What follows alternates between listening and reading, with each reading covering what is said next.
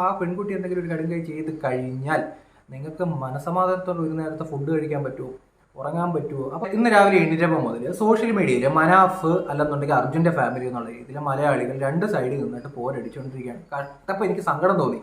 അതുകൊണ്ടാണ് ഞാൻ ഈ വീഡിയോ ചെയ്യുന്നത്. പ്രിയപ്പെട്ട മലയാളികൾ, നിങ്ങൾ ഇത് കാണുന്നുണ്ടെങ്കിൽ കുറച്ചു നേരം ഈ വീഡിയോ ഒന്ന് കാണണം. എന്നിട്ട് നിങ്ങൾ ഏതെങ്കിലും ഒരു പക്ഷം പിടിച്ചിട്ടുണ്ടെങ്കിൽ ആ പക്ഷമൊക്കെ മാറ്റി വെച്ചിട്ട് നിങ്ങൾ സമാധാനത്തോടെ കുറച്ച് ദിവസം ഒന്നും മിണ്ടാതിരിക്കാൻ ശ്രമിക്കണം. നമ്മൾ മനസ്സിലാക്കേണ്ട ഒരു കാര്യം, മനാഫിന്റെ ആയാലും അർജുന്റെ ഫാമിലി ആയാലും കഴിഞ്ഞ ദിവസം അർജുന്റെ ഫാമിലി ഒരു പത്രസമ്മേളനം നടത്തി. ഇതുമായി ബന്ധപ്പെട്ടാണ് ഇപ്പോൾ പ്രശ്നങ്ങളൊക്കെ നടക്കുന്നത്. നമ്മളിത് ടി വിയിലൂടെ മാത്രം കണ്ടവരാണ്. നമ്മളിത് ടി വിയുടെ സ്ക്രീനിലൂടെ മാത്രം കണ്ടിട്ടേ ഉള്ളൂ ഈ വിഷയം. നമ്മുടെ ആകെ കൂടി പ്രശ്നം എന്തായിരുന്നു? അർജുൻ എന്ന് പറയുന്ന വ്യക്തിയെ നമുക്ക് കണ്ടെത്തണം, ജീവനോടെ കണ്ടെത്തണം എന്നുള്ള രീതിയിലായിരുന്നു. അതിനുശേഷം ആ വ്യക്തിയുടെ ബോഡി എങ്കിലും നമുക്ക് കണ്ടെത്തണം എന്നുള്ള രീതിയിലൊരു വിഷയത്തിൽ മാത്രമാണ് മലയാളികൾ ഇടപെട്ടത്. അതിനുശേഷം നമ്മളിപ്പം മനാഫിന്റെയോ അർജുന്റെ ഫാമിലിയുടെയോ പക്ഷം പിടിച്ച് സംസാരിക്കുന്നത് ശരിയല്ല. നമുക്ക് ഇവരെ ആരും ഡയറക്റ്റ് അറിയത്തില്ല, ഇവരാരാണെന്ന് അറിയത്തില്ല. നമുക്ക് ആകെ കൂടി അറിയാവുന്ന ഒരേ ഒരാൾ അർജുൻ മാത്രമാണ്. അർജുൻ്റെ ലൈഫ് മാത്രമായിരുന്നു നമുക്ക് എല്ലാവർക്കും ഫസ്റ്റ് പ്രയോറിറ്റി. അത് മാറ്റി വെച്ചിട്ട് നമ്മൾ സോഷ്യൽ മീഡിയയെ തമ്മിൽ തല്ലരുത്. അത് എന്തിൻ്റെ പേരിലാണെങ്കിലും തമ്മിൽ തല്ലരുത്. നമ്മൾ കുറച്ച് സമയം അവർക്ക് കൊടുക്കുക. ഇതൊരു മിസ്അണ്ടർസ്റ്റാൻഡിങ് ആയിട്ടാണ് എനിക്ക് ഫീൽ ചെയ്യുന്നത്. നമ്മൾ ഏതെങ്കിലും ഒരു പക്ഷം പിടിക്കുന്നതിന് മുമ്പ് മനസ്സിലാക്കേണ്ട ഒരു കാര്യം, കഴിഞ്ഞ ദിവസം ഞാൻ കണ്ടത് അർജുൻ്റെ ഫാമിലിയെ പറ്റി പറയണം. നമ്മളൊരു മരണം നടന്ന ഒരു വീട്, ആ മരണം നടന്ന വീടിൻ്റെ ഒരു അവസ്ഥ മനസ്സിലാക്കിയിട്ട് വേണം സോഷ്യൽ മീഡിയയിൽ സംസാരിക്കാൻ. ഒരു മകനെ നഷ്ടപ്പെട്ട അമ്മയെ നമുക്കവിടെ കാണും. ഒരു വയസ്സുകാരന് നഷ്ടപ്പെട്ട അവൻ്റെ അച്ഛനെയാണ്. ഭാര്യയ്ക്ക് നഷ്ടപ്പെട്ടത് ഭർത്താവിനെയാണ്. ഈ ഒരു അവസ്ഥയിൽ നിൽക്കുന്ന കുടുംബം, അതിൽ ഭീകരമായ ഒരു അവസ്ഥയെന്ന് പറയുമ്പോൾ 10-70 ദിവസം ഈ മനുഷ്യർ ജീവിച്ചിരിപ്പുണ്ടോ മരിച്ചോ എന്ന് പോലും അറിയാതെ ജീവിച്ച ഒരു ഫാമിലിയാണ്.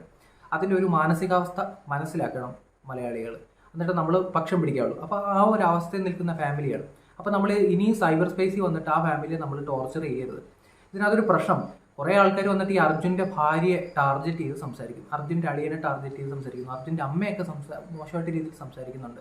ഈ അർജുൻ്റെ ഭാര്യയെ ആൾക്കാർ ടാർഗറ്റ് ചെയ്ത് സംസാരിക്കുമ്പോൾ പറയുന്നത് അർജുൻ മരിച്ചു, ആ പേരിൽ ജോലി മേടിച്ചു, ഇവളെയൊക്കെ എന്നുള്ള രീതിയിൽ കുറേ ആൾക്കാർ എഴുതി വിടുന്ന ഞാൻ കണ്ടു. നമ്മളിപ്പോൾ ഈ ഒരു ചോരത്തിളപ്പിൽ ഏതെങ്കിലും ഒരു പക്ഷം നിന്നുകൊണ്ട് സംസാരിക്കുമ്പോൾ ഇത് കാണുന്ന ആ പെൺകുട്ടി, ആ ഒരു വയസ്സുകാരൻ്റെ അമ്മ, ഭർത്താവ് മരിച്ച് നിൽക്കുന്ന ആ പെൺകുട്ടി എന്തെങ്കിലും ഒരു കടുങ്കൈ ചെയ്ത് കഴിഞ്ഞാൽ സൈബർ സ്പേസ് ഒരു സാധാരണ ഫാമിലി, ഒരു മിഡിൽ ക്ലാസ് ഫാമിലിയാണ്.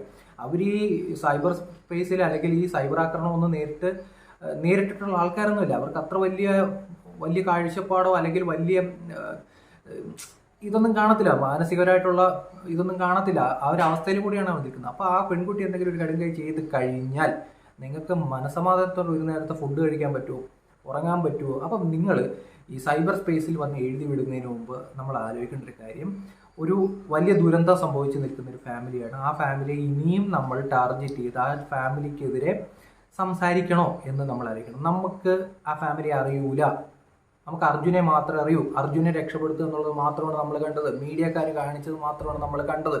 ഇനി മനാഫിനെ പറ്റി പറയാം.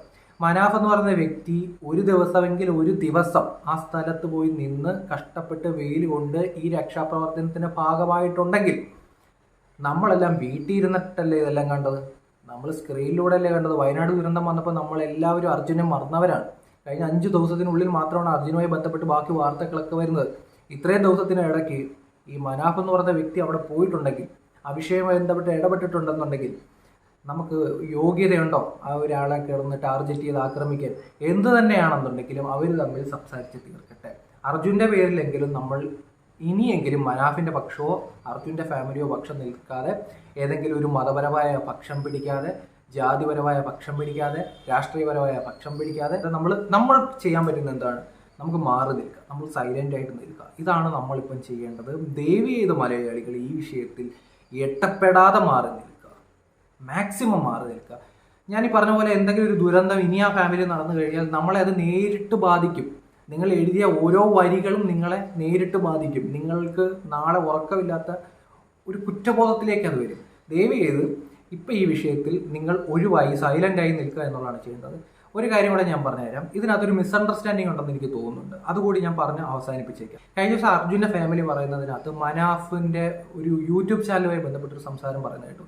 യൂട്യൂബ് ചാനൽ തുടങ്ങിയതിനെ പറ്റിയല്ലേ ഞാൻ പറഞ്ഞത്. മനാഫിന് യൂട്യൂബ് ചാനലുണ്ട്, അതൊരു തെറ്റൊന്നുമല്ല. ഈ വിഷയത്തെ ആൾക്കാരിലേക്ക് എത്തിക്കാൻ അയാൾ യൂട്യൂബ് എന്ന് പറയുന്ന ഒരു സംവിധാനം യൂസ് ചെയ്തിട്ടുണ്ടെങ്കിൽ തെറ്റല്ല. അപ്പം മാൽപ്പേ എന്ന് പറഞ്ഞ ഈശ്വർ മാൽപ്പേ, ഈ മാൽപ്പയുമായി ബന്ധപ്പെട്ട് കാര്യങ്ങൾ പറയാൻ നേരത്തും ഈ കുത്തിയൊലിച്ചു വരുന്ന ഈ പുഴയുണ്ടായിരുന്നു, അതായത് ആ പുഴയിൽ ഒരു മനുഷ്യൻ ഇറങ്ങിയതാണ്. അന്ന് അയാൾ എടുത്ത ഒരു റിസ്ക് ഉണ്ട്.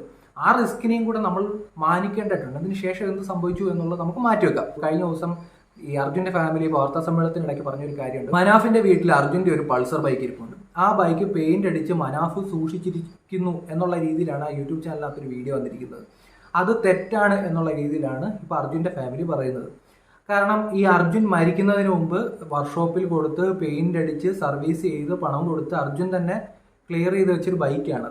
അത് മനാഫ് അല്ല, അത് പെയിന്റ് അടിച്ച് വെച്ചിരിക്കുന്നത്. പക്ഷെ അതിനകത്ത് ആ വീഡിയോ കാണുമ്പോൾ നമുക്കൊരു കാര്യം ഇവിടെ മനസ്സിലാവും, അതിനകത്ത് മനാഫ് പറയുന്നില്ല പെയിന്റ് അടിച്ചൊന്നും. ആ യൂട്യൂബ് ചാനലിൽ വീഡിയോ ഇട്ട ആളാണ് ഇത് ലാസ്റ്റ് ഈ മനാഫ് ഇല്ലാത്ത സമയത്താണ് അതൊക്കെ പറയുന്നത്. അത് ഇൻട്രോ എന്നുള്ള രീതിയിൽ പുള്ളി പറഞ്ഞു വെച്ചാണ്.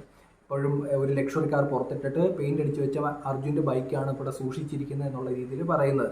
അപ്പോൾ അവിടെ തന്നെ ഒരു കമ്മ്യൂണിക്കേഷൻ ഗ്യാപ്പ് വന്നിട്ടുണ്ട്. അതുകൊണ്ട് തന്നെയാണ് ഞാൻ പറയുന്നത്, തീർച്ചയായിട്ടും മലയാളികൾ ഇമാതിരി കോപ്രായങ്ങൾ സോഷ്യൽ മീഡിയയിൽ എഴുതി വിടരുത്. മനാഫിൻ്റെ കാര്യമായാലും നമുക്കറിയാത്തൊരു കാര്യമാണ്. നിങ്ങൾ മനാഫിൻ്റെ പേര് വെച്ച് അല്ലെന്നുണ്ടെങ്കിൽ അർജുൻ്റെ അളിയൻ്റെ പേര് വെച്ച് അയാളുടെ രാഷ്ട്രീയം വെച്ച് വെറുതെ തമ്മിൽ തല്ലാൻ നിൽക്കരുത്. ഒരു ദിവസം ഒരാൾ കഷ്ടപ്പെട്ടിട്ടുണ്ടെങ്കിൽ നമ്മൾ അതിനെ മാനിക്കുക. അതിനുശേഷമൊക്കെ ഉള്ളത് കുടുംബപരമായിട്ട് നിന്നിട്ട് അവർ സംസാരിച്ച് തീർക്കട്ടെ.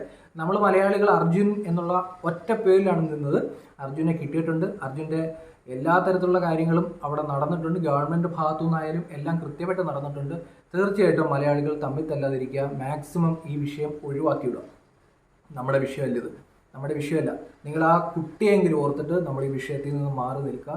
നാളെ ഒരു പശ്ചാത്താപം ഉണ്ടാകുന്ന രീതിയിലേക്ക് ഒരു ക്യാപ്ഷനോ ഒരു കുറിപ്പോ നിങ്ങൾ സോഷ്യൽ മീഡിയയിൽ എഴുതരുത്. ഏതെങ്കിലും ഒരു പക്ഷം പിടിച്ച് ഇപ്പോൾ സംസാരിക്കുകയും ചെയ്യരുത്.